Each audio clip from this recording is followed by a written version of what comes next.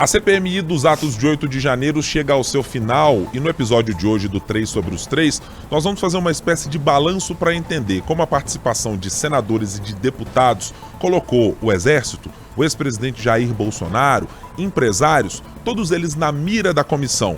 Mas o resultado prático pode levar a algum tipo de indiciamento ou voltaremos a falar sobre pizza em CPIs no Brasil? No plano de Minas Gerais, a gente vai falar sobre o governador Romeu Zema, também numa interface com o ex-presidente Jair Bolsonaro. Será que Zema está tentando, nesse momento, se distanciar de uma parte do eleitorado que o reelegeu em Minas Gerais, o bolsonarismo? Será que essa é uma estratégia para 2026 de se descolar do ex-presidente da República? Esses são os assuntos que a gente aborda a partir de agora no 3 sobre os 3. Os principais fatos sobre os 3 poderes da República. 3 sobre os 3. Olá, como vai? Tudo bem? A gente quer, claro, a sua participação aqui conosco no 3 sobre os 3, assinando o nosso podcast. Se você está aqui nos ouvindo pela primeira vez, já entre aí no seu tocador de podcasts principal, ou no seu tocador de música principal, ou no nosso canal do YouTube, youtube.com/otempo, ou ainda pode nos acessar no portal otempo.com.br. Na aba do lado direito, no canto alto da página, tem lá Canal O Tempo. Todas as sextas-feiras, a partir das 7, 8 horas da manhã, a gente já tem disponível o nosso episódio em áudio e vídeo para você poder nos acompanhar. Então, espalhe também para quem gosta de política, em especial para quem quer ouvir a política de Minas Gerais e de Brasília por aqui. De volta, depois de um período que eu diria, e daqui a pouco a Francine Ferreira, lá direto de Brasília, vai confirmar, eu diria que foi um período praticamente sabático, porque parece que foi um ano. Marina Schettini, como vai, nossa editora do Jornal O Tempo? Tudo bem? Nossa, que sacanagem, né? Foram microférias. Micro, 15 dias. Eu quero ver quem vai ser o próximo a tirar férias. Já que esse negócio de férias está sendo um problema, acho que a gente pode barrar, acabar. Ninguém mais pode tirar férias esse ano. O que você acha? Eu acho que a gente precisa respeitar a Constituição, né? A gente faz mudanças na Constituição. Esse negócio de aniversário de Constituição, não pode mexer nela, a gente pode mexer. Eu, como sou um garantista, né, por natureza, acho que a gente tem que preservar esses direitos adquiridos, assim. Se tiver uma PEC, por exemplo, a gente pode fazer isso para uma próxima temporada ou para alguma outra possibilidade. Vale para a próxima legislatura, né? Talvez para a próxima legislatura, mas não podemos legislar em causa própria. Entendi. Muito bom ter ela de volta, Marina. É ótimo voltar. Muito bom estar com a Fran também agora. Uma alegria. Pois bem, Francine Ferreira, nossa editora-chefe de O Tempo Brasília, como vai, Vossa Senhoria? E a primeira pergunta é a mais importante. Foi um ano sabático que Marina Schettini teve aqui, né, Fran? O Fran, Mulheres Unidas, hein? Ai, meu Deus, olha, eu ia seguir com o relator, mas aí a base já começou a agir, né? Já. Assim, eu vou sair pela tangente, porque Marina Schettini entrou de férias e até agora não teve nenhum recebidos aqui. Não pago. Então, assim, a gente pode conversar. Mas nada disso de não vão mexer em direito garantido, não. CLT tá aí, férias. Vocês não me compliquem, não. Que eu entrei faz o quê? Fez um mês ontem, voltando pro tempo. Então, por favor, hein, gente? Então, veja bem, nesse um mês, Marina Schettini já tirou possivelmente 2 férias. Nossa! Só que a gente estava contabilizando, assim, por ausências em episódios do podcast e tal. Foi substituída aqui pela nossa Thalita Marinho, mas agora está de volta e, assim, como tem um prazo regimental para tirar novas férias, só vai ser permitido a ausência do podcast agora, daqui a mais ou menos uns 2 anos ou coisa parecida. Porque precisa respeitar um tempo, né?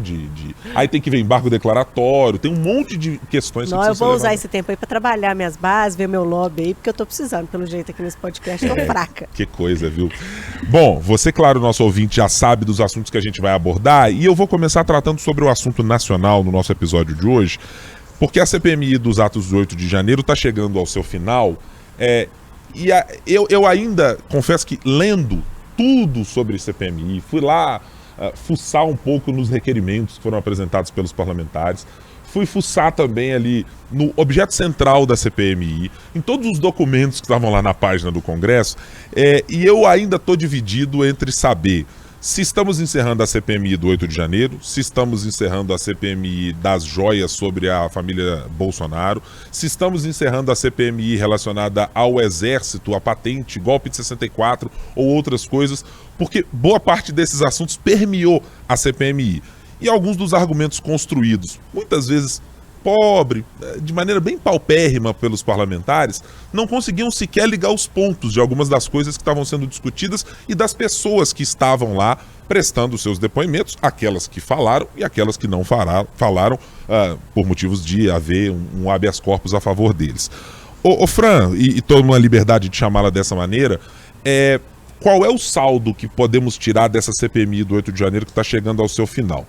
A relatora era criticada porque era uma relatora governista. O presidente da CPI era criticado por quem estava do outro lado, porque diziam que ele era mais bolsonarista do que seria imparcial. Ao final dos trabalhos, com essas duas figuras e tantas outras que passaram por aquela mesa no Congresso Nacional, tá saindo que CPMI do 8 de janeiro, hein? Pois é, Ibrahim. Pode chamar de Fran, tá? Mas, pois é. Vamos pensar, queria começar já pensando o seguinte, essa CPMI era para ser encerrada no dia 20 de novembro, ou seja, mais de um mês. E ela vai ser encerrada no dia 18 de outubro. Então a gente já percebe que, diferente do que acontece em outras comissões, né, parlamentares de inquérito aí, sempre se pede um tempinho a mais para prorrogar. Mas nesse caso ela vai ser encurtada. E o que a gente vê é que o objeto central dela, que era de identificar quem seriam as lideranças, quem financiou, quem organizou os atos de 8 de janeiro, como todo mundo sabe, terminou aí em depredação dos prédios dos três poderes, em pedidos aí de golpe de Estado. Então, ela não conseguiu ainda chegar nesse ponto. O que se viu foi principalmente militares no centro aí de toda essa discussão. Estava conversando com a Luciane Landim, que é uma das nossas repórteres setoristas de Congresso Nacional, e ela levantou um ponto bem importante, porque justamente o que mais, digamos assim, emperrou o andamento foi porque, se a gente for parar para pensar lá no início, quem pedia a CPMI era justamente hoje a oposição ao governo Lula, principalmente para que o ministro de Segurança Pública, né, de Justiça e Segurança Pública, o Flávio Dino, pudesse ser responsabilizado de alguma forma por uma possível omissão aí no dia 8 de janeiro.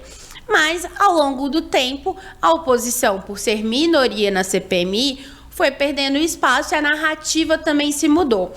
O presidente do colegiado, o Arthur Maia, que é do Partido União da Bahia, ele criou um acordo ali do seguinte: só vou colocar em pauta o que tiver acordo para ser votado entre a base e entre a oposição. Só que nisso também muito acabou se perdendo. Então, o que a gente vê é justamente que foi se perdendo o que era o assunto principal no meio dessa CPI. A gente tanto que a espera pelo relatório da Elisiane Gama, a relatora que é do PSD do Maranhão, é justamente o que vai estar ali, quem que ela vai pedir indiciamento e, principalmente, como ela vai colocar Jair Bolsonaro, o ex-presidente, nesse relatório. Porque muito se tentou aí para falar sobre a questão das joias, para ver se o dinheiro poderia ter financiado os atos. Muito se falou também de como os militares, eles atuaram, né, de alguma forma nisso, numa organização ou não. Mas a gente viu que tudo isso foi se perdendo ao longo do tempo. E também teve uma outra questão, foi porque, de forma monocrática, vários ministros do STF, aí o Cássio Nunes, André Mendonça, o Zanin, também Dias Toffoli, recentemente, eles deram aí decisões para que as pessoas pudessem até ir na CPMI, mas pudessem ficar caladas. Então, a gente viu um esvaziamento do que poderia ser realmente o foco, do que poderia realmente trazer uma novidade. Isso fica muito claro e escancarado que nessa semana os trabalhos da CPMI fizeram assim. Foi desmarcada uma oitiva que seria nesta quinta-feira com o policial daqui do Distrito Federal. Então a gente vê de um esvaziamento, base e oposição não estão mais muito preocupadas com isso. O próximo tema agora já é essa briga aí com o Supremo Tribunal Federal. E a gente vê esse assunto perdendo força. E se a gente for parar para pensar, as CPIs também desse ano não deram muito em nada. A CPI, por exemplo, do MST, terminou agora em setembro, foi a terceira CPI do MST na Câmara, sem resultado. A que investiga também jogos aí de futebol, né? Resultados de jogos de futebol. Terminou sem nada. CPI da Americanas também. Então, assim, o que a gente vê é querendo ou não, é um jargão muito antigo. Isso antes de eu nascer, já puxando aí que eu não... Né? Mas é que que vai dar, pode dar em pizza, mas trazendo pra linguagem atual, flopou, vamos dizer assim. O que se espera é que realmente esse relatório possa identificar principalmente militares, tá? Em relação às falas, porque durante todo esse tempo, pelo menos foi discutida aí a convocação de 8 militares, 5 compareceram. Até o general Heleno, né, que poderia ficar calado, mas ele resolveu falar também. Então, pode ser, pelo que a gente tá vendo nos bastidores, que tem alguma coisa ali com o general Heleno, porque ele falou que o ex-ajudante de ordens do Jair Bolsonaro, Mauro Cid, ele não teria participado de alguma reunião e depois mostraram a foto. Então, assim, mas realmente aquilo que foi central, aquilo que todo mundo estava dizendo lá em abril para a CPMI ser instalada, isso se perdeu no meio de todos esses meses.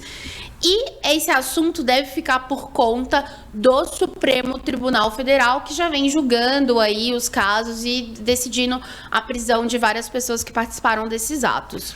Marina, você está no campo daqueles que acham que a CPMI vai ter alguma possibilidade de ter reais indiciamentos ou que consegue avançar para algo além das investigações da Polícia Federal, que é bom lembrar, estão correndo em paralelo com a CPI para identificar condutas, por exemplo, dos militares, inclusive amparadas por decisões do Supremo Tribunal Federal que podem responsabilizar esses militares na esfera civil e, claro, com as punições que eventualmente possam acontecer também na Justiça Militar. Eu acho que avançar além do que polícia, justiça, de maneira geral, encontre, acho impossível, acho que não vai.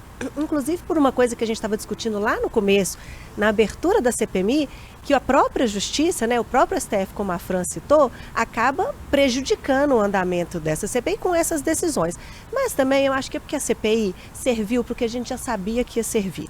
Não só essa CPMI, como várias CPIs aí pelas câmaras municipais, assembleias legislativas, Brasil afora, serviu só para lacrar, lacração, CPI de lacração, todas as CPIs agora são para isso, são para aquele deputado, para aquele senador, fazer um recorte ali daquele discurso dele, discurso mais inflamado, jogar para a plateia, falar para aquele eleitorado dele, para ele fazer aquele recorte, colocar nas redes sociais e bombar com aquilo. Porque nem o ex-presidente Bolsonaro foi ouvido na CPMI, nem o Braga Neto, que foi ministro dele, que foi candidato na chapa dele, que participava de todas as reuniões, nem ele foi ouvido. Não interessava para a oposição expor o Bolsonaro num depoimento, mas também não interessava para a situação deixar ele ali falar o que ele quiser, solto, fazer um palanque para ele. Não interessava para ninguém ouvir os militares. Então ficou para mim não serve, para mim não precisa. Esse acordo que o Arthur Maia propôs, isso eu acho que escancara que não era intenção de ninguém investigar nada.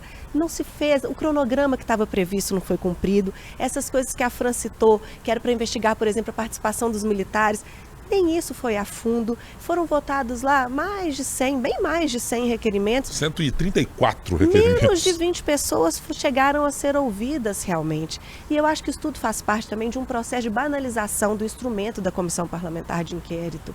Usa-se isso para poder expor o nosso adversário, para poder colocá-lo em maus lençóis. Vai chegando perto de eleição, vai tendo aquele monte de CPI contra o prefeito, contra o governador. A gente não precisa nem ir muito longe, a gente olhar a Prefeitura de Belo Horizonte aqui, a Câmara Municipal aqui de Belo Horizonte. Olha o tanto de CPI nesse ano que vem, eleição municipal, que os vereadores propuseram para tentar afetar a prefeitura, para tentar afetar o prefeito. A gente chegou num ponto tão sério, que se não fosse tão triste, seria até engraçado, que a gente tinha tanta comissão parlamentar de inquérito em andamento que não tinha sala para que as reuniões acontecessem. Tinha que ser uma reunião por mês. Quem vai investigar alguma coisa com uma reunião por mês?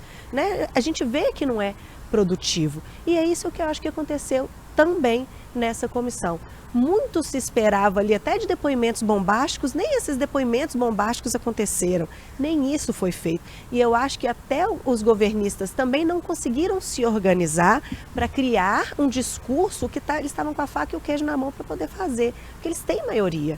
Então acho que faltou ali também um pessoal mais experiente, mais apto para poder conduzir esses trabalhos de um modo favorável para o governo. Eu vou concordar tanto com você quanto com a Fran neste aspecto de que a CPMI passou muito, mas muito longe de ter um objeto definido que guiasse a conduta daqueles participantes das comissões.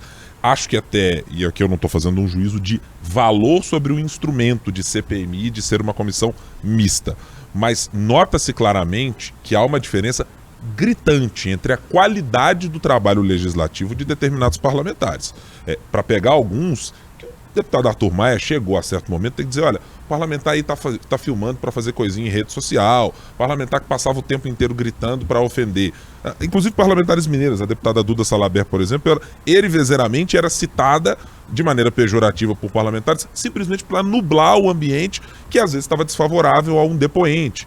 O deputado Nicolas Ferreira, por exemplo, o deputado Rogério Correia, com a deputada Jandira Fegali do Rio de Janeiro, travaram embates, boa parte das vezes, etéreos, né? Estavam tratando de coisas ali como o sexo dos anjos, quando as ofensas que se partiam ali mutuamente era nunca ganhou uma eleição, ou você nunca conseguiu isso, ou você é moleque, ou qualquer coisa desse. Até sobrancelha, né? Até sobrancelha. Recentemente. Foi discutido. Feliciane e Soraya. Ou seja, acho que a Marina resumiu muito bem. Se tornou um trabalho muito raso neste caso, me parece por não haver condições objetivas de uma comissão gestada da maneira como foi, como mencionado pela Fran, ter uma guia, algo que norteasse. Se a gente fizer um traço comparativo com a CPI, talvez a mais efetiva e mais recente que nós tivemos, que foi a CPI da pandemia, havia claramente um núcleo duro da CPI e que era um núcleo oposicionista. Então você, nomeadamente, lá encontrava o senador Randolfo Rodrigues e outros que estavam naquela espinha dorsal da comissão e que tinham uma linha de trabalho que você via claramente, olha,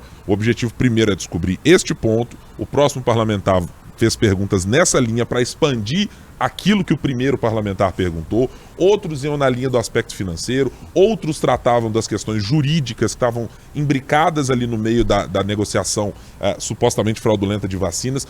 Então havia, me parece, uma coordenação que não houve neste caso e que talvez tenha matado a CPI nesse nascedouro. E eu adiciono duas questões que eu acho muito importantes para esse caso, e a Fran tocou isso logo na abertura do comentário dela. Acho que o fato do governo não ter tido a certeza, da hora zero, que gostaria de ter uma CPI para investigar o 8 de janeiro, fez com que isso deixasse muitos parlamentares sem norte. O presidente da República disse claramente que não achava que deveria ter uma CPI. Se o presidente da República, a qual muitos desses parlamentares estão umbilicalmente ligados, seja pelos seus interesses diretos ou pelas relações partidárias que tem, se ele não tinha convicção de que essa era a melhor maneira, e é preciso aqui fazer um parênteses, Lula claramente dá indicativos, pela escolha do seu ministro da Defesa, quanto pelos discursos, de que não quer uma investigação profunda sobre os militares brasileiros e sobre a participação deles no 8 de janeiro. Fecho parênteses. Com este pano de fundo, era muito difícil encontrarmos uma CPI, uma CPMI nesse caso, que tivesse de fato a ideia de ir a fundo, de sair desvelando, tirando todas as camadas do 8 de janeiro para mostrar o problema que estava na Polícia do Distrito Federal, o problema que estava apontado com os militares de patente alta que estavam naquele caso, o problema de mostrar quem eram os cidadãos civis que participaram com o financiamento, né, os empresários que levaram fornecimento de equipamento ou ideologicamente também financiaram, e a Marina também tocou no outro ponto. O beneficiário hipotético final dessa história, que era o ex-presidente Jair Bolsonaro. Acho que às vezes é didático lembrar isso. Essa discussão sobre o 8 de janeiro, e o 8 de janeiro existe sob o pano de fundo de que o beneficiário principal de um eventual golpe de Estado seria quem estava sentado na cadeira de presidente da República antes de 31 de outubro de 2022. Ou seja, o ex-presidente Jair Bolsonaro seria, hipoteticamente, o principal beneficiário.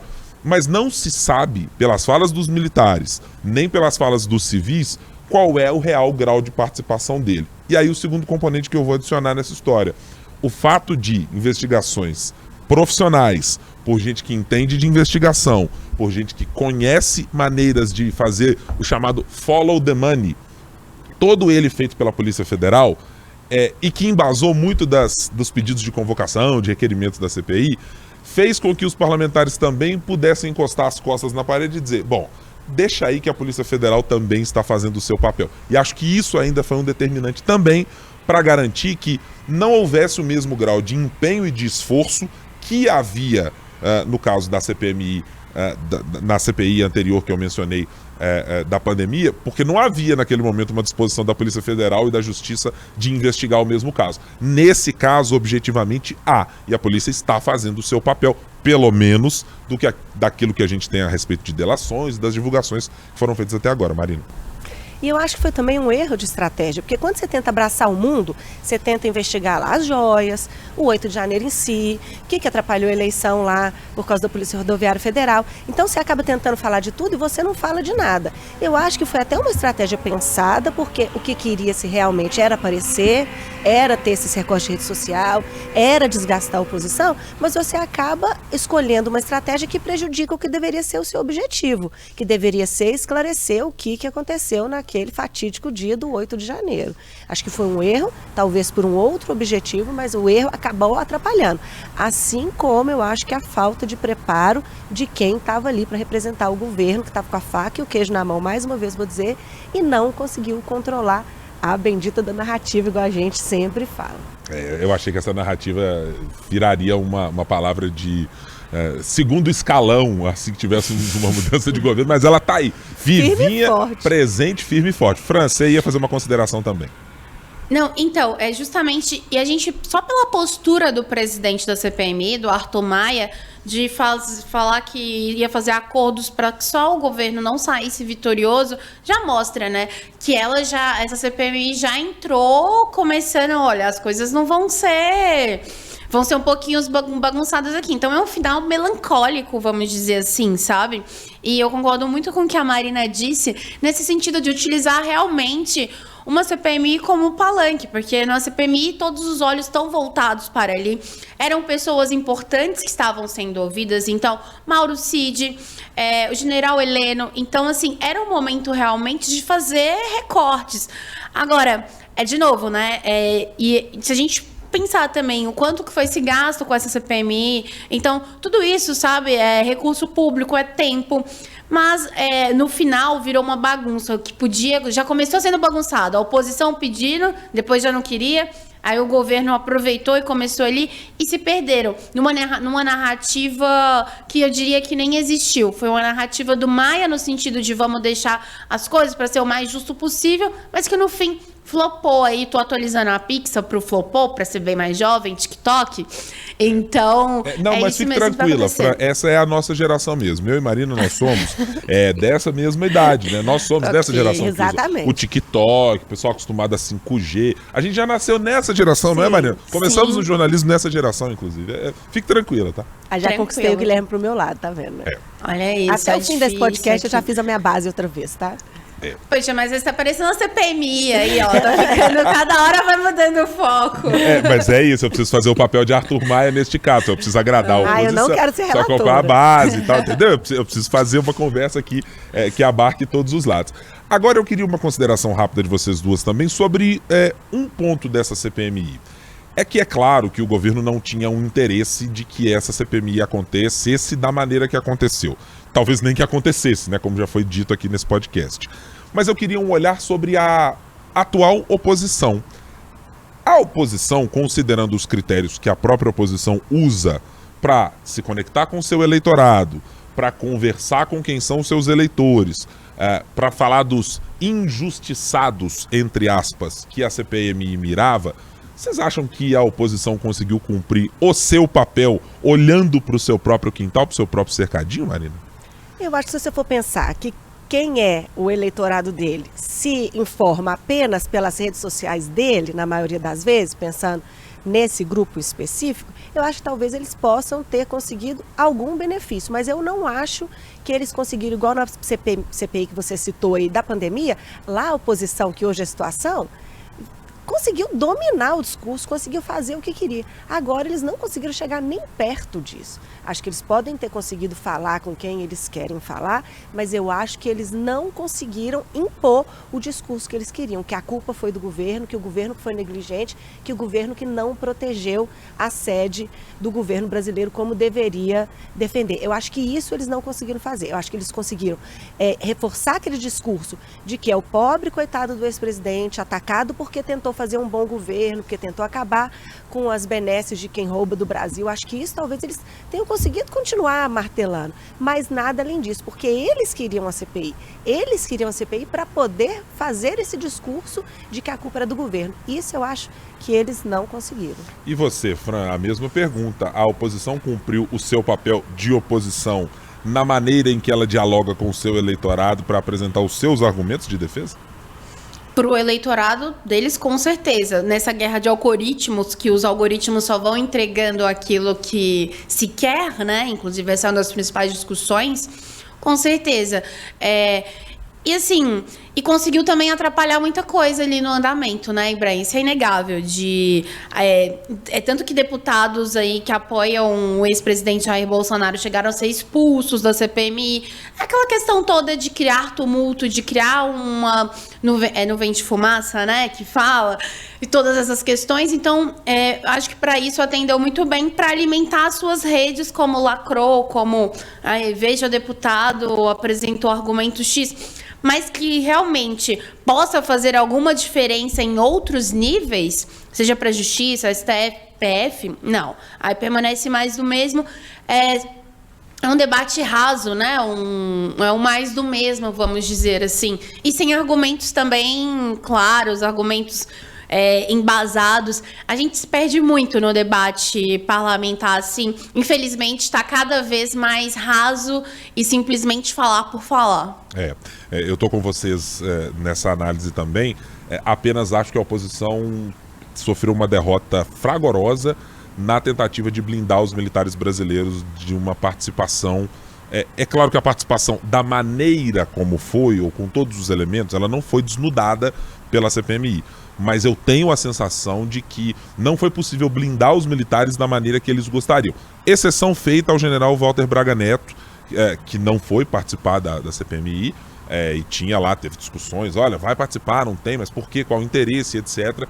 Mas acho que de maneira geral, a oposição não gostaria de ter visto, por exemplo, o general Heleno sentado na cadeira da CPMI, e foi obrigada a vê-lo questionado, a vê-lo se irritar, a vê-lo mostrar uma faceta conhecida de todos nós do que é o general Heleno, da maneira como ele atua na política, mas que incomodou, nitidamente incomodou a oposição na tentativa de segurar as rédeas e dizer, peraí, esse aqui era o meu núcleo duro até outro momento, eu não quero que essas pessoas estejam ali. E não foi possível fazer isso. Eu concordo demais, eu acho que a sorte deles, inclusive, foi que não era de interesse do governo mexer com os militares também. Senão teria sido muito pior. Concordo com você. O STF fez mais do que eles nesse sentido, né? Ao ministro Nunes Marques e André Mendonça a permitir que alguns nem comparecessem, outros que ficassem em silêncio. Tem razão, Fran. Acho que o Supremo tem uma atuação decisiva neste caso também de conseguir conter os danos para os militares que estão, os na ativa ou não na ativa, e aqueles que porventura estarão ainda nas investigações da Polícia Federal. Agora vamos aqui passar para uma outra conversa do nosso podcast nesta semana. Ela tem relação com o grupo político que nós mencionamos na CPMI, mas é para olhar para o nosso quintal. O governador Romeu Zema, na última semana, deu algumas declarações que miraram o coração do bolsonarismo. E eu não falo só no coração do ponto de vista ideológico.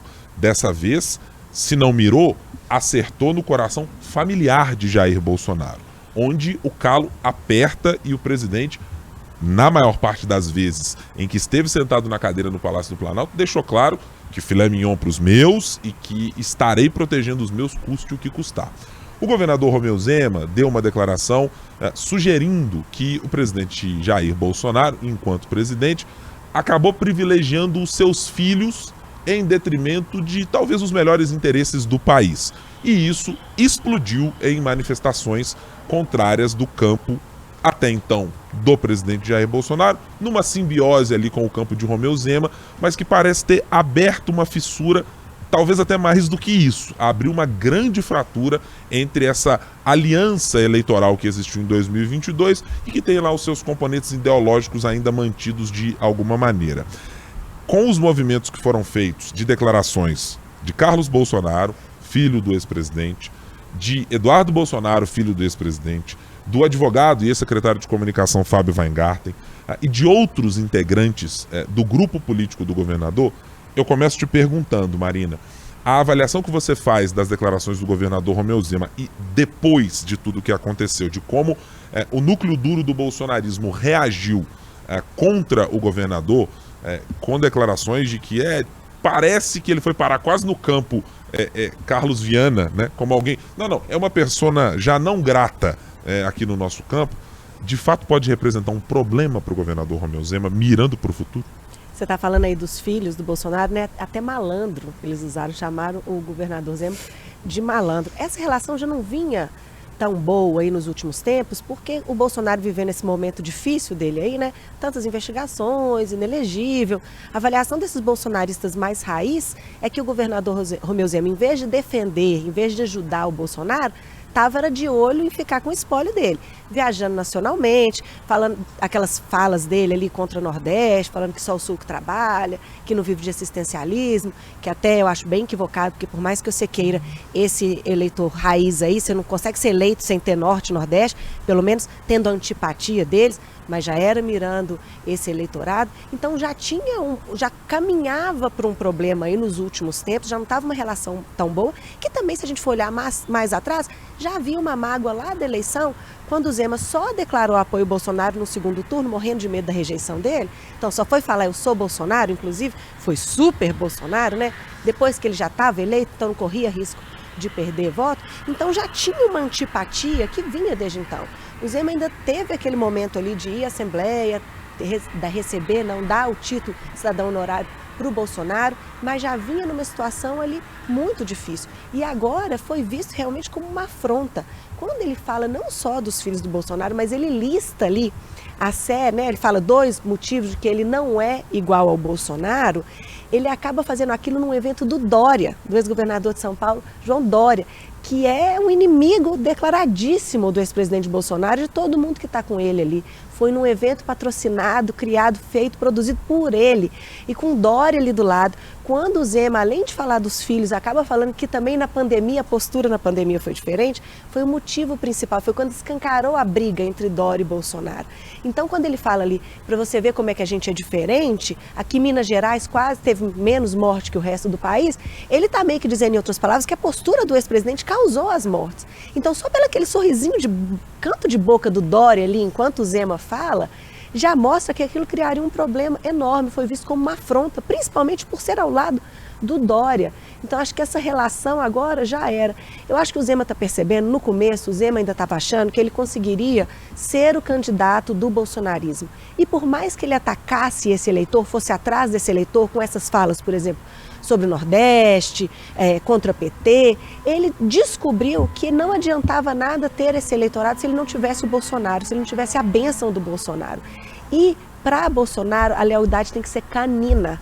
E o Zema nunca foi leal desse tanto. Por mais que ele tenha chorado, rezado, pedido pelo amor de Deus para votar no Bolsonaro durante a eleição, ele não esteve com o Bolsonaro o tempo inteiro. Ele não é leal igual quem é leal ao Bolsonaro está do lado dele.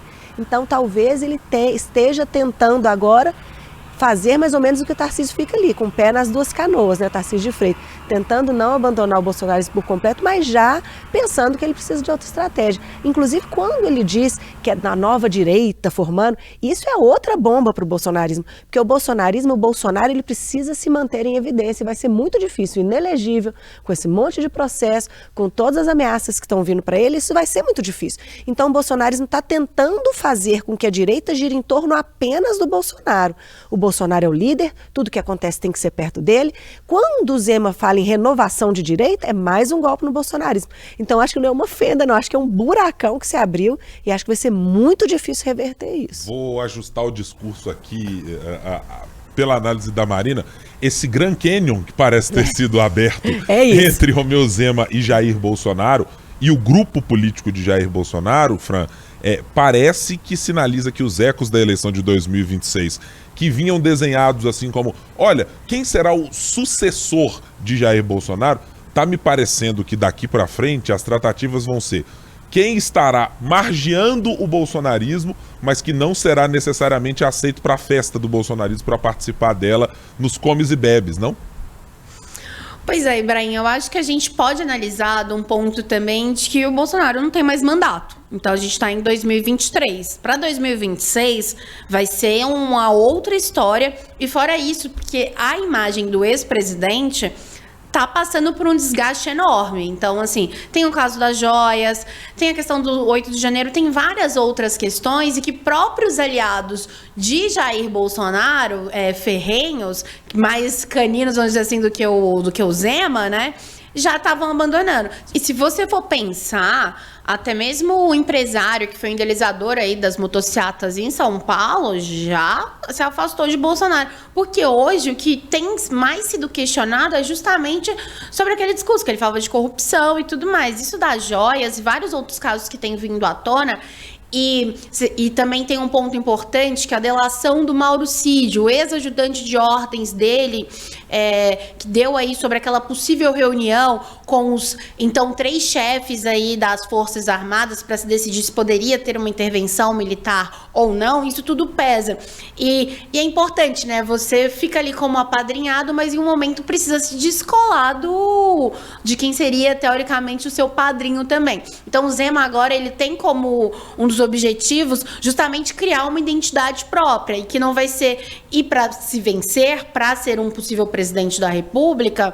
É inteligente também que ele consiga o apoio de centro, né? De quem ali não é tão radical, nem para uma esquerda, nem para uma direita. Fato é, Zema foi muito esperto ali na primeira eleição dele em citar o Bolsonaro, em citar o nome do Bolsonaro naqueles últimos segundos de um debate. Isso alavancou, foi uma estratégia que realmente deu certo. E agora a estratégia é justamente descolar e que ele não seja mais ligado, suponhamos, ao Bolsonaro, a outro nome, mas que ele tenha uma identidade própria, de Zema, de novo, com aquele discurso de menos gastos no poder público e de várias outras pautas que o Novo defende. E neste momento está ligado ao Bolsonaro, quando o Novo prega sobre ficha limpa e vários outros pontos, não é nada interessante. Então, acho que vem muito dessa iniciativa dele de ter uma identidade própria. A gente está falando em 2023, no final, ainda tem um tempinho aí para se construir isso.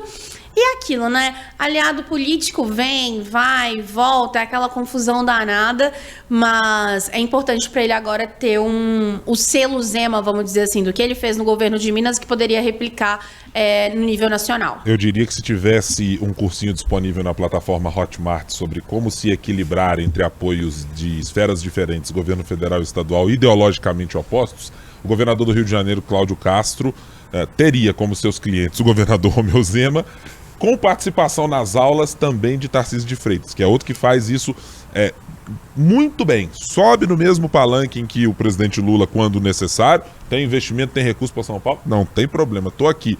Mas abriga o ex-presidente Jair Bolsonaro no Palácio dos Bandeirantes para também manter essa correlação de forças ali junto a ele. Então eu acho que palestras de MDB, né, nesse curso, né? Perfeitamente, palestras de MDB. Não, esse é o primeiro tópico, a leitura inicial deste curso. Então eu acho que claramente o governador, entre esses 3 nomes, e eu vou adicionar um 4º nome, mas que eu acho que marginalmente está nessa discussão, que é o governador do Rio Grande do Sul, Eduardo Leite, dentre esses 3 nomes aqui da região sudeste, o governador Romeu Zema é aquele que me parece ter a maior dificuldade em encontrar o equilíbrio fino entre fazer a manutenção do seu eleitorado, que é um eleitorado que responde favoravelmente ao ex-presidente Jair Bolsonaro, e conseguir se equilibrar com esse mesmo eleitorado, que às vezes na dinâmica municipal também tem apoio ao presidente Lula ou candidatos que têm alguma ligação a ele. Claramente o governador tem dificuldades em fazer esse equilíbrio e acho que não encontrou, está longe disso, encontrar a maneira de como eu vou equilibrar entre esses 2 tipos de eleitores. E eu fui buscar um pouco, para tentar responder, acho que a pergunta que mais me incomodava quando a gente estava discutindo essa pauta era: o governador Romeu Zema diz, eu não sou exatamente o ex-presidente Jair Bolsonaro, eu discordo de muita coisa, eu tenho essas diferenças específicas. Mas, de fato, o governador tem lá tantas diferenças assim? Eu fui pesquisar, por exemplo, quando é que a homenagem recebida pelo ex-presidente Jair Bolsonaro, há um pouco mais de um mês aqui na Assembleia Legislativa, quando é que ela foi concedida pelo governador Romeu Zema? Veja só, foi em 2019, foi em maio de 2019. Neste mesmo tempo, o que estava acontecendo no Brasil àquela época? O ex-presidente Jair Bolsonaro estava nas suas redes sociais se manifestando favorável a manifestações de um dia 26 daquele mês que já pediam intervenção militar, que já pediam destituição de ministros do STF, que já pediam fechamento do Supremo Tribunal Federal, que tinham críticas ao Congresso Nacional. Ou seja, o governador olhou para aquele momento, e aí eu vou tentar dar uma calibrada para dizer, talvez o governador fez isso com um senso de gratidão, porque pela menção que a Francine fez, olha, eu pude me eleger governador de Minas Gerais por todo o movimento antipolítica e anti-establishment que havia, mas também por ter tido a oportunidade de usar, de certa maneira, o nome de Jair Bolsonaro. Mas, ao mesmo tempo, eu preciso entender se ele não tem alguma concordância com aquilo que estava sendo dito. Porque algumas pessoas se viam estarrecidas com um presidente apoiar e dizer claramente que era legítimo um movimento que tinha aquelas pautas. O 8 de janeiro não foi uma coincidência. Isso foi gestado ao longo de 4 anos. E ao longo desses 4 anos, o governador Romeu Zema tem muito mais declarações que são de encontro do que de desavença ou desencontro com o ex-presidente. Lembre-se, por exemplo, de episódios em que o governador Romeu Zema, no Conselho de Secretários de Fazenda, foi um dos poucos a não querer assinar uma nota para tratar de questões específicas que levavam o custo político para os governadores, para os estados, para dizer, não, eu não quero criticar o presidente porque acho que ele não precisa ser criticado. Repito, posição absolutamente legítima do governador, ele tem todo o direito, como faz muito bem o professor Cláudio Castro no Rio de Janeiro, de se equilibrar entre esses eleitorados. Mas eu não sei se a distância que agora o governador quer fazer ser sentida com essas declarações, de fato ela é tão verdadeira de fato, de um descolamento. É claro que já foi deixado muito abertamente por integrantes do Partido Novo uma concordância com o que era o ministro da Economia, Paulo Guedes. Isso quase todos os integrantes são unânimes em dizer, olha, ele carrega a linha liberal que nós gostaríamos. Mas nunca houve, me parece, essa distância tão grande para dizer, é só o ex-ministro Paulo Guedes. O presidente Bolsonaro, nós temos aqui um monte de discordâncias. Então eu acho que esse custo político está chegando exatamente pelo abraço que foi feito durante muito tempo pelo governador, do ponto de vista ideológico, nas falas que fez, ou nas reações que não tomou quando houve declarações com algum caráter de golpe de Estado, ou com alguma ideia disruptiva do ex-presidente Bolsonaro, e que a base bolsonarista acreditou, não, ele é um de nós, faz parte sim do nosso grupo, vamos votar em Jair Bolsonaro e no governador Romeu Zema. E acho que no momento em que ele dá alguma declaração mostrando que não é exatamente a mesma coisa, ou que tenta parecer isso, aí é que o peso maior e a mão é carregada um pouco em cima do governador. Então acho que ele vai ter que encontrar uma maneira, e acho que essa é a grande dificuldade, de como se posicionar com este eleitorado, que agora se apresenta refratário pelas críticas que foram feitas ao ex-presidente, mas que ele é de fundamental importância para ter sustentado o que foi a eleição e a reeleição de governador aqui em Minas Gerais, e o que pode ser o projeto político do governador para 2026. E por um ponto que a Marina deixou claro aqui na fala dela, para ser eleito presidente da República, não se faz com apenas nichos eleitorais. Você precisa abrir o leque do seu eleitor e dialogar com gente que pensa diferente de você ou que tenha uma insatisfação compartilhada com você. Se você não for capaz de fazer esse movimento, acho que assim, o seu cenário fica limitado a dialogar para os seus, e nem sempre só os seus são capazes de catapultá-lo para um cenário de presidente da República. Senhoritas, vamos chegando aqui ao fim da nossa edição de hoje, do nosso episódio do 3 sobre os 3, mas não sem antes fazermos as apostas da semana. Então, Fran, já que a Marina ficou de férias por muito tempo, ela pôde ler vários jornais, New York Times, Boston Globe, Le Monde, Diplomatique e muito mais, e também ler o nosso noticiário nacional e internacional e local. E aí quero saber de você, Marina, no que prestar atenção na próxima semana. Claro que o Congresso Nacional estará de mãozinha para cima, mas ainda tem coisas que acontecem em Brasília. Você tá com Brasília, tá com Minas Gerais, para onde tá a sua mirada? Eu tô mais barrista ainda, tô Belo Horizonte. Aí eu gostei. Também porque a gente vai ter uma semana morta aí no Legislativo e tudo, eu gostaria de olhar para a Câmara e para a Prefeitura, mas não nos trabalhos na casa, mas nas articulações.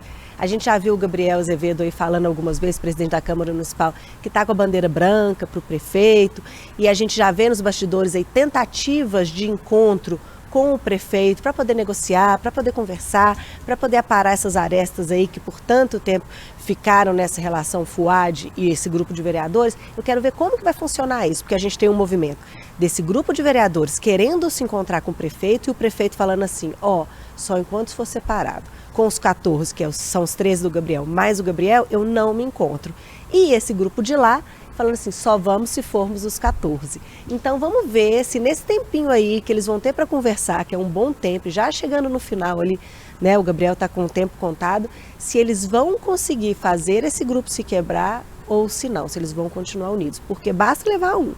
Se a prefeitura levar um, eu acho muito difícil esse grupo se manter unido. E eu vou adiantar o meu voto. Eu vou seguir aqui com a relatora Marina Schettini. Eu também estou curioso para saber como esse arranjo, Câmara Municipal barra Gabriel Azevedo e PBH barra Marcelo Aro, será feito. Se há espaço de fato para algum tipo de diálogo, dado o histórico. São 2 meses, talvez, de tentativa, 2 semanas de uma tentativa de paz em 2 meses de crise, mas com 1 ano ou mais de 1 ano de críticas direcionadas à prefeitura. Eu não sei se esse saldo não vai ser colocado na mesa na hora de olhar para a bandeira branca e decidir. Eu acho que o tecido da bandeira é um pouquinho pequeno e um pouquinho menor do que ele deveria ser. Mas tô com a Marina nessa. Acho que esse é um bom assunto para prestar atenção. Fran, qual é a sua mirada para a semana que vem? Bom, eu acho que vai ficar muito no resquício que a gente está vendo nessa semana, que é justamente sobre essa tensão entre Supremo Tribunal Federal e Congresso Nacional. A ideia é ver aí se vai ter esse clima nada ameno, ele vai dar uma arrefecida ou ele vai piorar. Semana que vem a gente tem feriado, então também tem uma espera aí se o presidente Lula vai fazer indicação do nome dele ao STF ou não, mas a expectativa é que esses recados do Congresso para o STF continuem aí vindo aos pouquinhos, se isso não for, se eles não entrarem num meio termo aí. Aí isso também já conversa para outro podcast. Talvez a turma vai ter aí um descanso, aliviar a cabeça, ler bons livros, e aí vão encontrar outros termos para essa conversa. Ô, Francine Ferreira, um abraço para você, até o nosso próximo episódio. Até. Obrigada. De nada? Depende, se as encomendas chegarem aqui, aquelas de Brasília, eu vou agradecer mais efusivamente. Estou aguardando a volta aí da lanchonete, com os empadões e com todas as coisas. Não tem mais empadão. E vamos ver, né? Vamos ver se não tem, né? Fran, negocia aí. Vou pensar no caso de vocês. No fim das contas, o orçamento secreto nem acabou tanto assim. Dá uma olhadinha. Você sobrou ali um resto da pagar e tal, alguma coisinha do gênero. Vou conversar com o financeiro. Isso. O pessoal do orçamento. Marina Schettini, ótima semana para você. Nos falamos na semana que vem no podcast. Combinado, até. Muito obrigado para você que nos acompanhou nessa edição do 3 sobre os 3. Sempre às sextas-feiras a gente está com um novo episódio. Você pode nos acompanhar, nos siga, compartilhe esse conteúdo para as pessoas que você gosta, para quem gosta de política, para quem quer ouvir essas análises, e assim você aumenta o nosso alcance também. Muito obrigado pela companhia. Tchau, tchau.